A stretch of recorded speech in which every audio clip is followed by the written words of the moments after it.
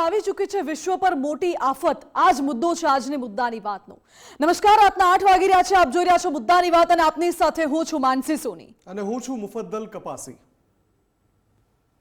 અને મુદ્દાની વાતમાં આજે વાત કરવી છે એ તમામ મુદ્દાઓની, કારણ કે આ વર્ષ જ્યારથી શરૂ થયું છે, શરૂઆતથી લઈને અત્યાર સુધી જે એક બાદ એક ઘટનાક્રમ સર્જાઈ રહ્યો છે તે સવાલ ઉપાડી રહ્યું છે, સવાલ ઉઠાવી રહ્યા છે કે શું આ વર્ષ એટલું બધું ભારે છે કે અનેકના મોત થઈ રહ્યા છે. અને આ ભારે હૈયા આજે કહેવું પડે છે, કારણ કે આજે વધુ 2 દુર્ઘટના સર્જાઈ છે. એક દુર્ઘટના કેદારનાથમાં હેલિકોપ્ટર ક્રેશ થયું, 7 લોકોના મોત થયા. બીજી દુર્ઘટના પુણેમાં, જ્યાં પ્રવાસન સ્થળ ઉપર લોકો ફરવા માટે ગયા હતા અને અચાનક એક જૂનો બ્રિજ તૂટી જાય છે અને 25 થી 30 જેટલા લોકો તણાઈ જાય છે. એ સિવાય પણ આખા વર્ષ દરમિયાન મુફદ્દલ જે ઘટનાઓ સર્જાય છે એ સવાલ ઉઠાવે છે કે શું ખરેખર આ વર્ષ એટલું ભારે છે, અને જો હા તો કયા પ્રકારની કાળજી રાખવી. માનસી, જે 2025નું વર્ષ છે એમાં છેલ્લા કેટલાક દિવસો અને ખાસ કરીને જે પંચાંગના નિષ્ણાંતો છે, જે જ્યોતિષ શાસ્ત્રના નિષ્ણાંતો છે, જે ભવિષ્યવેત્તા તરીકે પણ કામગીરી કરી ચૂક્યા છે, જે ખૂબ મોટા નામ થઈ ચૂક્યા છે, જેમ કે નાસ્ત્રદેમસ એના જે લખી ચૂક્યા છે, ભવિષ્યની જે આગાહી એમણે કરી છે, બાબા વેંગા જે આગાહી કરી ચૂક્યા છે, બધામાં 2025નું વર્ષ આવે છે. અને છેલ્લા કેટલાક સમયમાં આપણે જે રીતે પસાર થઈ રહ્યા છીએ એમાં અમદાવાદની જે પ્લેન દુર્ઘટના છે એની સાથે સાથે સમાંતર, એવું નહીં કે પહેલા એક ઘટના બને પછી બીજી દુર્ઘટના બને પછી ત્રીજી બને, એવું નહીં, એક સાથે આખા વિશ્વમાં જે ચાલી રહ્યું છે. એક તરફ રશિયા અને યુક્રેન વચ્ચેનું ભીષણ યુદ્ધ, બધાને ખબર છે કે યુદ્ધ કેટલું ભીષણ થઈ ગયું છે, અને એની વચ્ચે આ જે કવરેજ જે પણ મીડિયા આઉટલેટ્સ બતાવી રહ્યા હતા, રશિયા યુક્રેન, એ ભૂલીને એટલા તીવ્ર યુદ્ધ તરફ એમને વળવું પડ્યું, કેમ કે ઈરાન અને ઇઝરાયલ વચ્ચે જે વિશ્વ યુદ્ધ જેવી સ્થિતિ સર્જાઈ ગઈ છે, ભીષણ યુદ્ધ જે ચાલી રહ્યું છે, એના કારણે થઈ શું રહ્યું છે. આ તસવીરો આપણે એટલે બતાવી રહ્યા છીએ કે સવાલ એ છે કે હજુ કેટલું ડરાવશે 2025. જી હા, આ વર્ષની અંદર એવું બધું જ થઈ રહ્યું છે જેની ભવિષ્યવાણી થઈ હતી, જેના તરફ અંગુલી નિર્દેશ થયો હતો, જેના તરફ આંગળી ચીંધાઈ હતી, જેના તરફ શાસ્ત્રોમાંથી પણ ઇશારો થયો હતો, જેના તરફથી જ્યોતિષ શાસ્ત્રમાં પણ ઇશારો થયો હતો. અને બાબા વેંગા અને નાસ્ત્રદેમસ, જેના મેં નામ લીધા, એવા જે વિખ્યાત ભવિષ્યવેત્તા છે એ પણ 2025 માટે ભવિષ્યવાણી કરી ગયા હતા. 2 તસવીર જે મારી ઉપર જે દેખાઈ રહી છે, એક ઈરાન વર્સિસ ઇઝરાયલ છે, એક રશિયા વર્સિસ યુક્રેન છે. વિધ્વંસક યુદ્ધ ચાલી રહ્યું છે બંને રાષ્ટ્રો વચ્ચે, એટલે ચારેય રાષ્ટ્રો વચ્ચે આમ જોવા જઈએ, ઈરાન વર્સિસ ઇઝરાયલ અને રશિયા વર્સિસ યુક્રેન. આ ચારેય રાષ્ટ્રો એટલા બધા સમૃદ્ધ રાષ્ટ્રો છે અને એટલી તાકાત, વિધ્વંસક તાકાત ધરાવે છે કે એ યુદ્ધ વકરીને ક્યાં જઈ શકે છે. અને આ વાત આપણે આજે એટલા માટે પણ કરવી છે કે ઇન્ટરનેટ પર જે ચર્ચા સૌથી વધુ ચાલી રહી છે કે શું આપણે ત્રીજા વિશ્વ યુદ્ધમાં પગલું માંડી દીધું છે, શું ઈરાન અને ઇઝરાયલ વચ્ચે જે એસ્કેલેશન છે, યુદ્ધ જે વકરી રહ્યું છે, એના કારણે ત્રીજા વિશ્વ યુદ્ધ તરફ આપણે પહોંચી રહ્યા છીએ. અને પછી મારી જે બાજુમાં જે બીજા 2 દ્રશ્યો દેખાય છે કે રોજ સવાર પડે ને એક એવી દુર્ઘટના સર્જાય કે જેમાં ઘણા બધાનો જીવ જાય. અમદાવાદની જે AI-171 પ્લેન ક્રેશની દુર્ઘટના છે, આપણને સૌને ખબર છે કે 350 લોકોએ એમાં જીવ ગુમાવી દીધા. અને બીજી બાજુ આજે તમે કહ્યું એમ પુણેમાં પણ જે દુર્ઘટના થઈ એમાં ઘણા બધા લોકોના મૃત્યુ થવાની આશંકા છે. 25 થી 30 લોકો હતાહત થયા છે, એમાં મૃત્યુઆંક વધી શકે છે. અને એ સિવાય જે બીજી 2 તસવીરો મેં આપને બતાવી રહ્યા છે, એ બધી તસવીરોનો સરવાળો કરો ને જ્યારે તમે માનસી, તો એનો ઇક્વલ એવું આવે છે કે હજુ કેટલું ડરાવશે 2025. ઓપરેશન સિંદૂર અમે એટલે બતાવી રહ્યા છીએ કે એ પણ 2025માં પહેલગામની ઘટના બને છે અને પછી ભારત પાકિસ્તાન વચ્ચે યુદ્ધની સ્થિતિ સર્જાય છે. ઓપરેશન સિંદૂર ભારત હાથ ધરે છે અને એ પછી પાકિસ્તાન જે દુસાહસ કરે છે એના કારણે પણ યુદ્ધ જેવી સ્થિતિ સર્જાય છે. અને જે બાકીની તસવીરો આપણે બતાવી રહ્યા છીએ કે કઈ રીતે જ્યોતિષ શાસ્ત્રના જાણકારો છે, પંચાંગના જાણકારો છે, એ પણ ઇશારો કરી રહ્યા છે કે જે આ સમય જેમાંથી આપણે અત્યારે પસાર થઈ રહ્યા છે એમાં કંઈક અજુગતું છે, જેના કારણે આ બધું ઘટી રહ્યું છે. અને હવે આ બધા ઉપર ભરોસો થાય એનું કારણ પણ એવું છે કે આ બધું એક સાથે ઘટી રહ્યું છે. આપણી આસપાસની આ તસવીરો જે છે માનસી, એ બધું એક સાથે ઘટી રહ્યું છે. અને મુફદ્દલ નવાઈની વાત તો એ છે કે આ બધી જ તસવીરો સામે આવી છે, અકસ્માત હોય કે પછી આ કોઈ હુમલા હોય, એટેક હોય કે પછી દુર્ઘટના હોય, બધી જ આ તસવીરોમાં એક વસ્તુ કોમન છે અને એ છે પ્રવાસન સ્થળ. મોટા ભાગની યુદ્ધ સિવાયની ઘટનાઓ આપણે જોઈ લઈએ તો, કારણ કે જો અગર ટાઈમલાઈન સાથે યાદ કરવામાં આવે, વર્ષની શરૂઆત થઈ, મહાકુંભ યોજાયો ત્યારે દિલ્હીથી મહાકુંભમાં જવા માટે મોટી સંખ્યામાં લોકો રેલવે સ્ટેશન પર ઉમટ્યા હતા, દુર્ઘટના સર્જાઈ, અનેકના મોત થયા. ત્યારબાદ મહાકુંભમાં ભારે ભીડ જામી હતી, વિશ્વભરના લોકો આવ્યા હતા. મહાકુંભમાં આગ લાગી હતી પરંતુ સદનસીબે તેમાં કોઈ દુર્ઘટના નથી થઈ. ત્યારબાદ મહાકુંભમાં જે નાસભાગ મચી, નાસભાગમાં અનેક લોકોએ જીવ ગુમાવ્યા હતા. ત્યારબાદ આગળ જઈએ તો સમય જતા પહલગામમાં આતંકીઓએ એટેક કર્યો, એ પણ પ્રવાસન સ્થળ હતું. મહાકુંભ એ પણ પ્રવાસન યાત્રાધામ કહી શકાય કે યાત્રાધામ હતું, જ્યાં લોકો પ્રવાસ કરવા માટે આવતા હતા. પહલગામ એ પ્રવાસન સ્થળનો એટેક હતો, પછી ઓપરેશન સિંદૂર ચલાવવામાં આવ્યું. અમદાવાદમાં જે પ્લેન ક્રેશ થયું એમાં પણ ઘણા બધા લોકો લંડન પ્રવાસે જઈ રહ્યા હતા, લંડનની યાત્રા પર જઈ રહ્યા હતા, પછી એ ફરવા માટે હોય, કોઈ ધાર્મિક પ્રસંગ કે સામાજિક પ્રસંગ સાચવવા માટે હોય.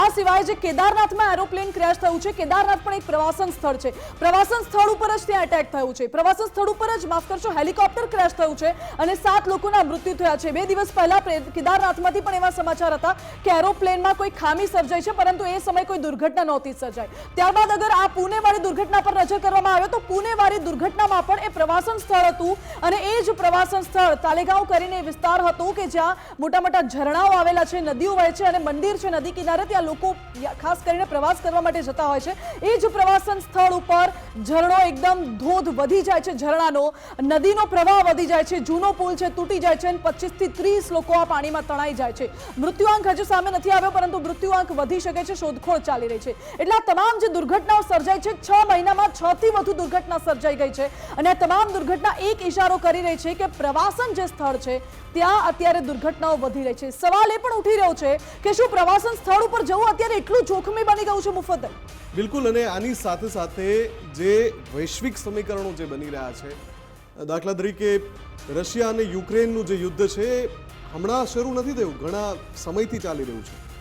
2 વર્ષ કરતાં વધારે સમયથી યુદ્ધ ચાલી રહ્યું છે.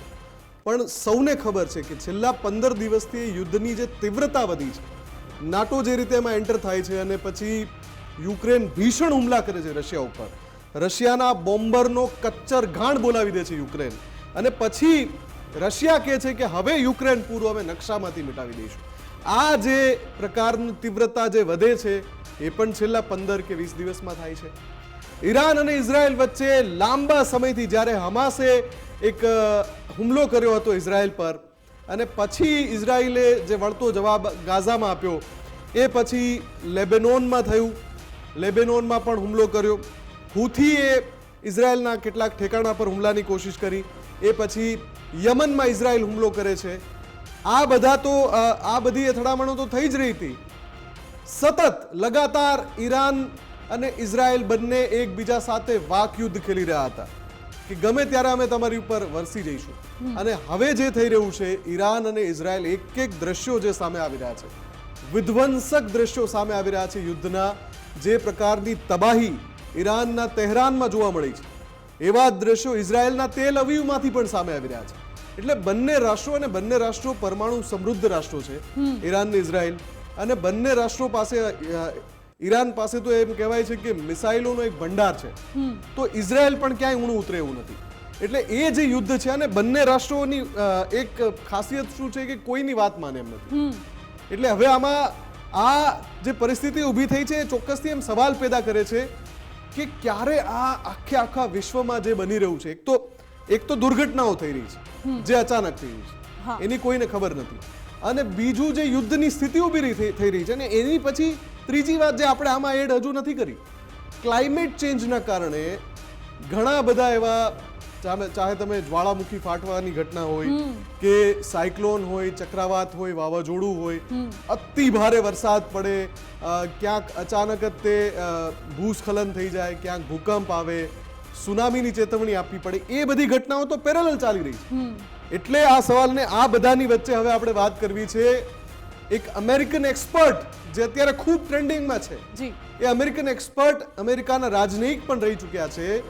એમણે બહુ પહેલા ઈશારો કર્યો હતો, અત્યારે નહીં, પણ એ ટ્રેન્ડિંગમાં અત્યારે છે એમની વાત. એમણે કહ્યું કે આ વિશ્વ પર સૌથી મોટી આફતના સમાચાર છે. એમણે કહ્યું કે ત્રીજા વિશ્વ યુદ્ધના ભણકારા વાગી રહ્યા છે. અમે નજર રાખી રહ્યા છીએ અને ચિંતિત પણ છીએ. પણ સૌથી મોટી વાત એમણે કહી કે ઈરાન અને ઇઝરાયલ વચ્ચેનું યુદ્ધ જો કોઈ જલ્દીથી આના ઉપર બ્રેક નહીં લગાવે, જો કોઈ જલ્દીથી આ યુદ્ધને નહીં અટકાવે તો વિશ્વ ઉપર ખતરો છે એક એવું મહા ભયંકર યુદ્ધ જેનાથી લાખો લોકો હતાહત થશે, એવું એમનું કહેવું છે. અને એવું પણ કહ્યું અમેરિકન એક્સપર્ટે કે ત્રીજું વિશ્વયુદ્ધ વકરવાના સૌથી વધુ સંજોગો અત્યારે દેખાઈ આવે છે. વિશ્વભરના શેર બજારોમાં પણ ચિંતાનો માહોલ છે. ઈરાન, ઇઝરાયલ, રશિયા, યુક્રેનથી યુદ્ધની ચિંતા વધી ગઈ છે. એક તરફ રશિયા અને યુક્રેનનું યુદ્ધ છેલ્લા 3 વર્ષ કરતાં વધુ સમયથી ચાલી રહ્યું છે અને બીજી તરફ હવે જ્યારે ઈરાન અને ઇઝરાયલ વચ્ચેનું પણ યુદ્ધ શરૂ થઈ ચૂક્યું છે, યુદ્ધ જેવી સ્થિતિ અત્યારે સર્જાઈ છે, ત્યારે રશિયા મધ્યસ્થી કરી રહ્યું છે. રશિયા એવું કહે છે કે બંને રાષ્ટ્રોએ શાંતિ જાળવવી જોઈએ, પરંતુ અહીં રશિયા અને યુક્રેનનું પણ યુદ્ધ ચાલુ છે અને બીજી તરફ ઈરાન ઇઝરાયલની જો વાત કરવામાં આવે તો ઈરાન પરમાણુ પરીક્ષણ કરે એ પહેલા જ ઇઝરાયલ તેને પતાવી કાઢવા માંગે છે. ઇઝરાયલે ઈરાનના જે ન્યુક્લિયર ઠેકાણાઓ છે, ન્યુક્લિયર પ્રોગ્રામિંગ સેન્ટર, ત્યાં એટેક કર્યો હતો અને ઈરાને પણ ઇઝરાયલમાં તહસ નહસ કરી નાખ્યું છે. ઇઝરાયલમાં કોહરામ મચાવી દીધો છે. લોહીની નદીઓ વહેતી હોય એ પ્રકારનો ઘાટ બંને દેશોમાં સર્જાયો છે. બંને દેશો વચ્ચે અત્યારે ભીષણ યુદ્ધ અને વચ્ચે ઈરાન એવી ધમકી આપે છે કે અમે એ જે જળમાર્ગ છે તે બંધ કરી દઈશું, જેના કારણે વિશ્વભરનું જે ક્રૂડ ઓઇલ ઇન્ડસ્ટ્રી છે તેને અસર થઈ શકે છે, વિશ્વભરના વ્યાપારને અસર થઈ શકે છે. એટલે ધાક ધમકી સુધીનો ખેલ હોય તો ઠીક હોય, પરંતુ મુફદ્દલ અહીં જે લોહીની નદીઓ વહી રહી છે, જ્યાં જંગ અતિ વધારે પડતું થઈ રહ્યું છે, એ હવે ચિંતા વધારે છે. સૌથી પહેલા તો આખા મિડલ ઈસ્ટ ઉપર ખતરો છે અને જ્યારે આ મિડલ ઈસ્ટ સળગતું રહે તો ક્રૂડ ઓઇલ સળગે છે અને ક્રૂડ ઓઇલ જો સળગે તો આપણને ખબર છે કે વૈશ્વિક અર્થતંત્ર પર એની કેવી અસર થાય, જો આ યુદ્ધ વકરે તો કેવી અસર થાય. જે ઇઝરાયલ છે એની ફરતે જે ઈરાનના સાથી રાષ્ટ્રો છે, જેમ કે યમન છે, એ હંમેશા ઈરાનની સાથે રહેતું હોય છે. એવી જ રીતે લેબેનોનમાં પણ એવું થાય છે કે લેબેનોનમાંથી પણ જે હિઝબુલ્લા છે એ ઇઝરાયલ પર હુમલો કરતા રહે છે. યમનમાં હુથી બળવાખોરો છે અને લેબેનોનમાં હિઝબુલ્લા છે. આ એવા જે સંગઠનો છે જે ઇઝરાયલને ટાર્ગેટ કરતા રહે છે.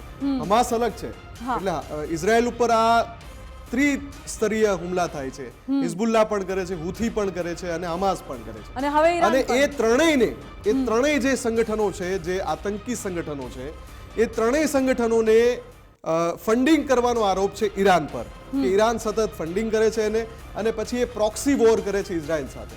અને એની સાથે સાથે ઈરાન જે પરમાણુ સંયંત્રો વિકસાવી રહ્યું છે, ઓમાનમાં વાતચીત થવાની હતી માનસી, એ વાતચીત હતી અમેરિકા અને ઈરાન વચ્ચે પરમાણુ સંધિને લઈને વાતચીત હતી અને એ વાતચીત થાય એના પહેલા ઇઝરાયલ છે એ હુમલો કરે છે ઈરાન ઉપર. ઈરાનના સૈન્ય પ્રમુખ જે છે એના IRGC જે રિવોલ્યુશનરી ગાર્ડ કહેવાય છે, ઈરાનિયન રિવોલ્યુશનરી ગાર્ડ, એના જે પ્રમુખ છે એ એના ઈરાનના સેના પ્રમુખ છે એ જે બાઘેરી છે એ સિવાય એના જે ન્યુક્લિયર સાયન્ટિસ્ટ છે એના 6 અને સેનાના અલગ અલગ ટોચના કમાન્ડર છે, આ બધાને એક જ હુમલામાં એ નેસ્ત નાબૂદ કરી દે છે, એલિમિનેટ કરી દે છે. આ હુમલો જ્યારે થયો ત્યારે બહુ અંતિમ તબક્કામાં હતું કે ઓમાનમાં અમેરિકા અને ઈરાન વચ્ચે વાતચીતના સંજોગો થાય, પણ એ વાતચીત થાય પહેલા જ ઇઝરાયલ સ્ટ્રાઇક કરી દે છે. એટલે ઈરાન એવું કહે છે કે ઈરાન માટે એવું કહેવાય છે કે ઈરાન અહીંયા ઊંઘતું ઝડપાયું. એમને હતું કે જ્યાં સુધી ઓમાનમાં વાતચીત નહીં થાય ત્યાં સુધી ઇઝરાયલ કંઈ નહીં કરે, એનું આઉટકમ આવી જાય પછી કદાચ એ વાતચીત સફળ પણ જાય ને વાતચીત નિષ્ફળ પણ જાય, પણ એનું કંઈક આઉટકમ આવે, એનું કંઈક પરિણામ આવે પછી કરશે, એ પછી કંઈક કરશે. પણ એની પહેલા ઇઝરાયલે સ્ટ્રાઇક કરી દીધી અને હવે ઈરાન એવો દાવો કરી રહ્યું છે કે જે સ્ટ્રાઇક કરાઈ છે, ઇઝરાયલે જે સ્ટ્રાઇક કરી છે એ અમેરિકાની મંજૂરીથી જ કરી છે. અમેરિકાના ગ્રીન સિગ્નલ વિના ઇઝરાયલ આ ન કરી શકે અને એમાં કેટલા બધા રાષ્ટ્રો ઉપર ઈરાન આંખ દેખાડી રહ્યું છે. ઈરાન કહે છે કે જો તમે ઇઝરાયલને બચાવવા વચ્ચે આવશો તો ફ્રાન્સને ધમકી આપી છે, યુકેને ધમકી આપી છે. એટલે આ બધા રાષ્ટ્રો અને અમેરિકા તો છે જ, એટલે 4 રાષ્ટ્રોએ આજે ટ્રમ્પનું નિવેદન પણ છે કે જો ઈરાન કોઈ એવી ભૂલ કરશે અમેરિકાના, કેમ કે અમેરિકાના ઘણા બધા બેઝ છે ઈરાનની ફરતે છે અલગ અલગ રાષ્ટ્રોમાં, કોઈ પણ બેઝ ઉપર જો ઈરાન હુમલો કરવાની ભૂલ કરશે તો અમેરિકા ફરી વળશે ઈરાન પર, આવું ટ્રમ્પનું નિવેદન પણ છે. એટલે અને જે 2 લેટેસ્ટ અપડેટ છે એ પણ જોવા છે આપણે, અને સાથે આ બધી ઘટનાઓમાં જે આપણે જે વાત કરી રહ્યા હતા કે હજુ કેટલું ડરાવશે 2025, એના ઉપર આપણે એક્સપર્ટ્સને સવાલ પણ પૂછવા છે. એટલે પહેલા જે બે અપડેટ છે એ લઈ લો ફટાફટ. આપણે નાસ્ત્રદેમસની વાત કરી લઈએ કે નાસ્ત્રદેમસ કઈ રીતે ફરી એકવાર ચર્ચામાં આવ્યા છે. વિખ્યાત ભવિષ્યવેત્તા નાસ્ત્રદેમસ ફરી એકવાર ટ્રેન્ડિંગમાં એટલા માટે છે કે એમણે કહ્યું હતું કે 2025માં સમગ્ર વિશ્વમાં મહાભયંકર યુદ્ધ થશે. 2025માં આંતરરાષ્ટ્રીય કટોકટી પેદા થશે. લાખો લોકો ભીષણ યુદ્ધથી પ્રભાવિત થશે, આવું પણ નાસ્ત્રદેમસે કહ્યું હતું. અને એ જે આગાહી હતી એ અત્યારે એટલે ટ્રેન્ડિંગમાં છે કે બે મોટા યુદ્ધ એક સાથે ચાલી રહ્યા. જી, બે મોટા યુદ્ધ, રશિયા અને યુક્રેન યુદ્ધ, બીજી તરફ ઇઝરાયલ અને ઈરાનનું યુદ્ધ સાથે ચાલી રહ્યું છે. આ વચ્ચે ભારત અને પાકિસ્તાન વચ્ચે પણ સંઘર્ષની સ્થિતિ હતી, પરંતુ એ સંઘર્ષ અત્યારે સીઝ ફાયરમાં પરિણમ્યું છે અને એ અત્યારે શાંત પડી ગયું છે. પરંતુ જે વૈશ્વિક સ્તરે મોટું યુદ્ધ ચાલી રહ્યું છે તેને લઈને નાસ્ત્રોદેમસે પહેલાથી જ આગાહી કરી લીધી હતી. લોકો ભીષણ યુદ્ધથી પ્રભાવિત થશે. ઈરાન, ઇઝરાયલ અને રશિયા યુક્રેન યુદ્ધથી ચર્ચામાં આવ્યા છે નાસ્ત્રોદેમસ. અને આ જ વર્ષમાં ભારત પાકિસ્તાન યુદ્ધ પણ થયું છે. વર્ષ 2025માં વૈશ્વિક આર્થિક કટોકટીની પણ તેમને આગાહી કરી હતી.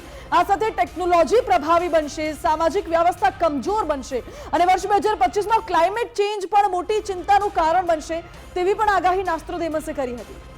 બિલકુલ. અને જો આમાં જે સૌથી અગત્યની વાત જેના ઉપર આપણે નજર કરી રહ્યા છીએ કે જે વર્તમાનમાં હયાત છે એ એક્સપર્ટ પણ કહી રહ્યા છે.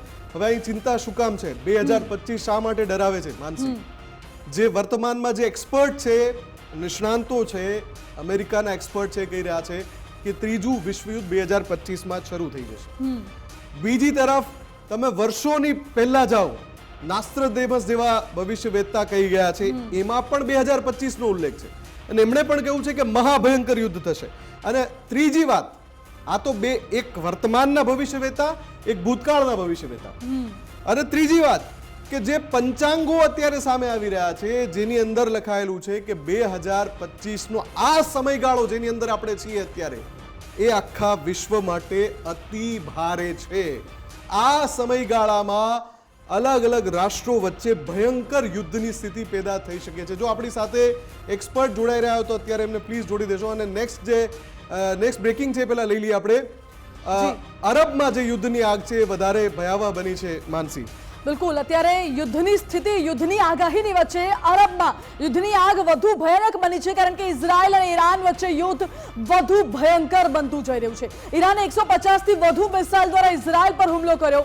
ઈરાને તેલ અવીવ, જેરુસલેમ અને હાઇફા શહેરને ટાર્ગેટ કર્યા છે. ઈરાને 3 દિવસમાં ઇઝરાયલ પર આશરે 300 બેલિસ્ટિક મિસાઇલ છોડી છે. ઈરાને હાઇફામાં આવેલી ઓઇલ રિફાઇનરી પર હુમલો કર્યો છે. ઈરાની હુમલામાં હાઇફાની રિફાઇનરી સેન્ટર આખું નષ્ટ થઈ ચૂક્યું છે. આ સાથે ઇઝરાયલે નાગરિકોને સુરક્ષિત સ્થળે રહેવાની સૂચના આપી છે.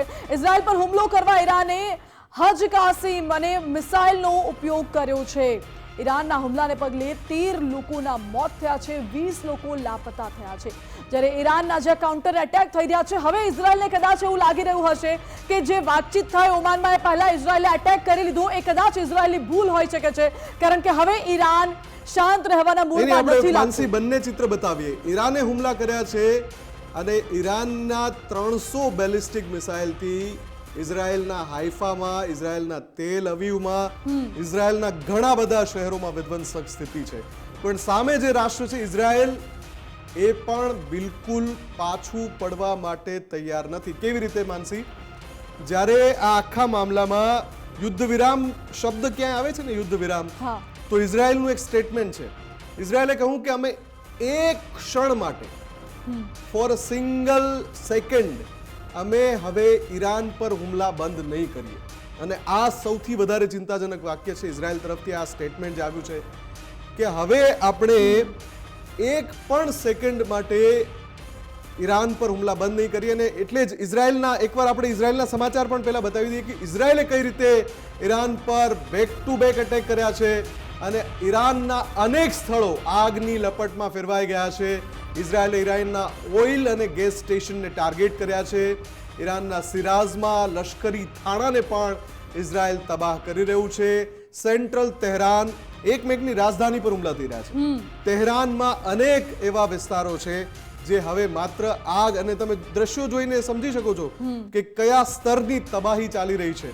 ઇઝરાયેલે ઈરાનના સંશોધન કેન્દ્રને પણ ટાર્ગેટ કરીને સંપૂર્ણ તાકાતથી જવાબ આપ્યો છે અને નેતન્યાહુ વારંવાર કહી રહ્યા છે કે જે મેં વાક્ય કહ્યું ને એક ક્ષણ માટે પણ હુમલો બંધ નહીં થાય. તો આવું મુફદ્દલ, ઇઝરાયેલનું આ કહેવું છે. બધાની વચ્ચે મહત્વની વાત તો એ પણ છે કે ઇઝરાયેલે ઈરાન પર પહેલા અટેક કર્યો, ઈરાને કાઉન્ટર અટેક કર્યો, ઇઝરાયેલે ફરી એકવાર પલટવાર કર્યો છે. આ બધાની વચ્ચે સમાચાર એવા પણ છે સૂત્રો પાસેથી જે મળ્યા હતા કે નેતન્યાહુ છે એ કોઈક સુરક્ષિત જગ્યાએ ખસી ગયા છે અને જે મોટા મોટા તેના નેતાઓ છે એ પણ અત્યારે સુરક્ષિત સ્થળે છે. ના, પણ નેતન્યાહુ આજે સામે આવ્યા. નેતન્યાહુ તેલ અવીવમાં આવ્યા, પોતાના કાફલા સાથે આવ્યા.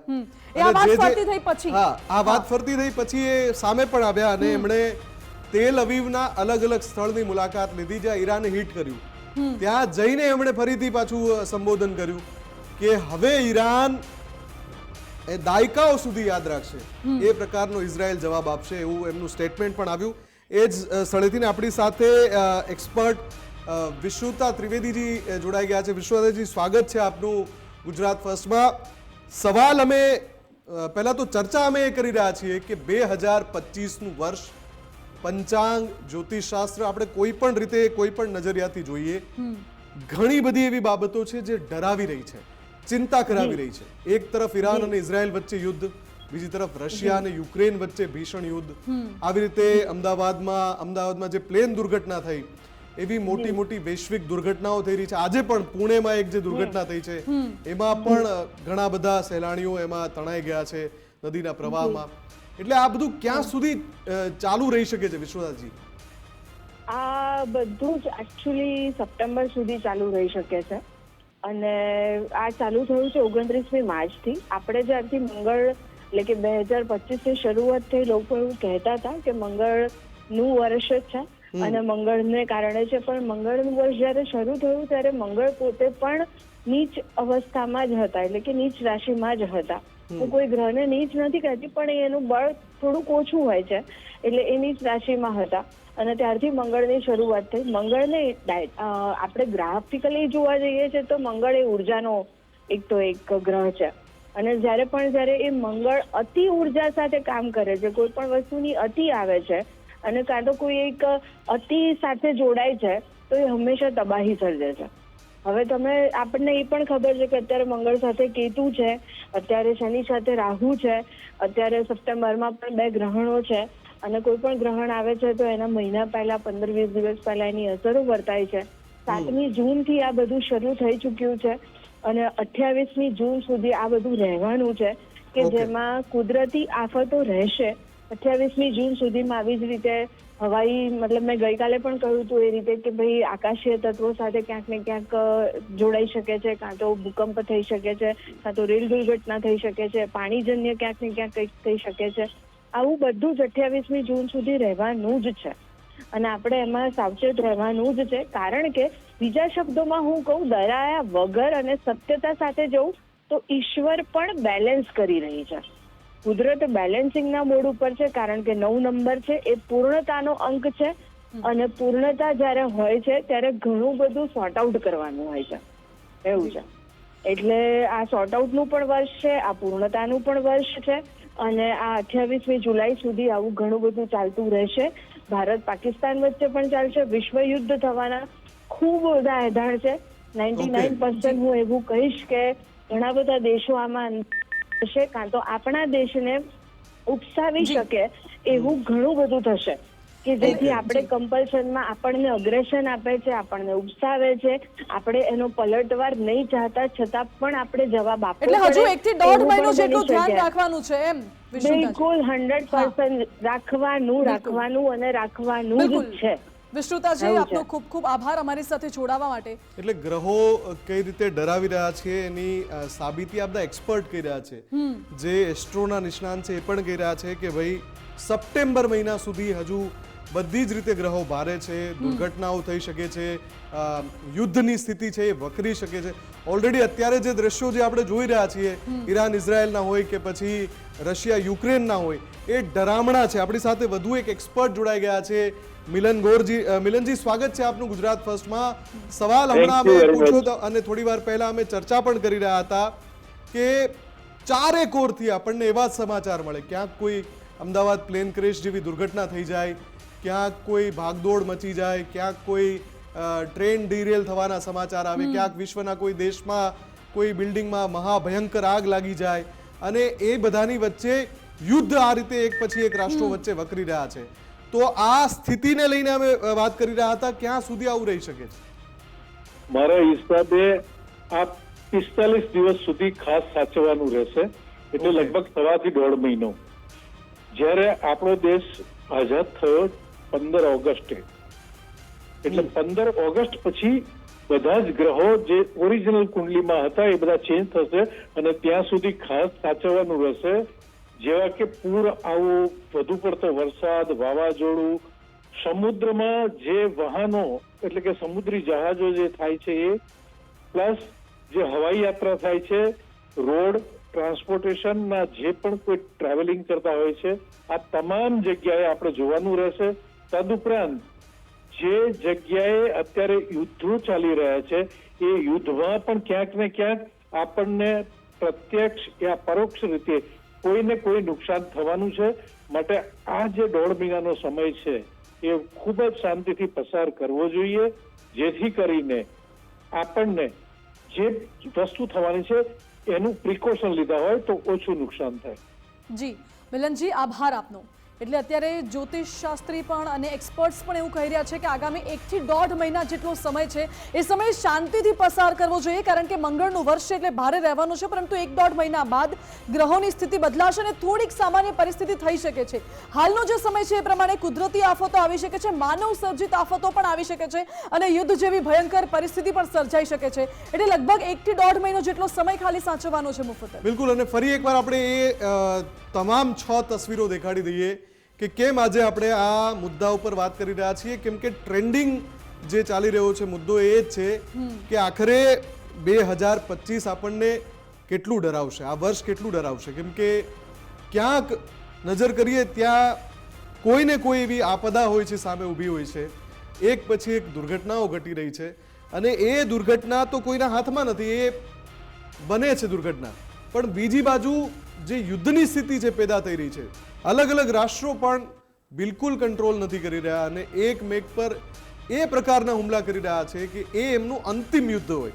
કેમ કે તમે રશિયા અને યુક્રેનના યુદ્ધનો સ્કેલ જુઓ, તમે ઈરાન અને ઇઝરાયલના યુદ્ધનો સ્કેલ જુઓ, એ સ્તરના હુમલા થઈ રહ્યા છે. અને જે દ્રશ્યો આવે છે, આખી ઓઇલ રિફાઇનરી, જે ઈરાને હુમલો કર્યો ઇઝરાયલ પર, તો ત્યાં હાઇફામાં પણ કેટલું નુકસાન પહોંચાડ્યું છે.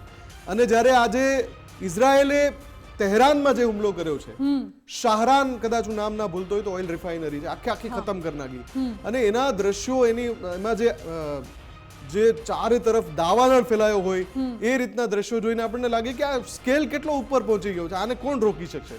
અને જ્યારે એ યુદ્ધમાં એવી શક્યતા જોવાઈ રહી હોય કે આ ક્યારે શાંત થશે આ યુદ્ધની સ્થિતિ, ત્યારે વળી કોઈ બેમાંથી એક રાષ્ટ્રનો વડો એમ કે અમે એક ક્ષણ માટે પણ, not for a single moment, અમે આ હુમલાને અટકાવીશું. એટલે ઈરાને એવું કહ્યું હતું કે ભાઈ ઇઝરાયલ જો હુમલા રોકવા માટે તૈયાર હોય, ઇઝરાયલ પહેલા હુમલા રોકે તો પછી અમે, એટલે કે ઈરાન, હુમલા રોકી દેશે.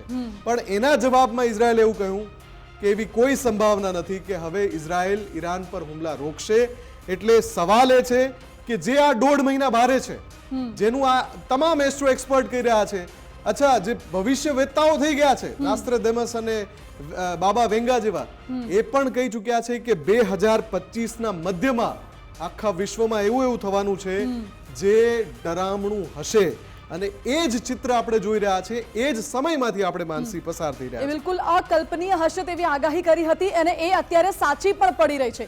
કારણ કે તમામ જે આફતો છે, 6 મહિનામાં 6 થી વધુ વૈશ્વિક અને રાષ્ટ્રીય આફતો આવી પડે છે. હવે આગામી 6 મહિના કેવા રહેશે અને એ આગામી 6 મહિનામાં શું થવાનું છે, એ ભગવાન કરે કદાચ એવું ન થાય, પરંતુ એના પર પણ નજર રહેશે. પડે અપડેટ્સ પણ આપના સુધી પહોંચાડીશું. આ સાથે જ મુદ્દાની વાતમાં અત્યારે બસ આટલું જ. આવા જ વધુ સમાચાર માટે આપ જોતા રહો ગુજરાત ફર્સ્ટ. નમસ્કાર.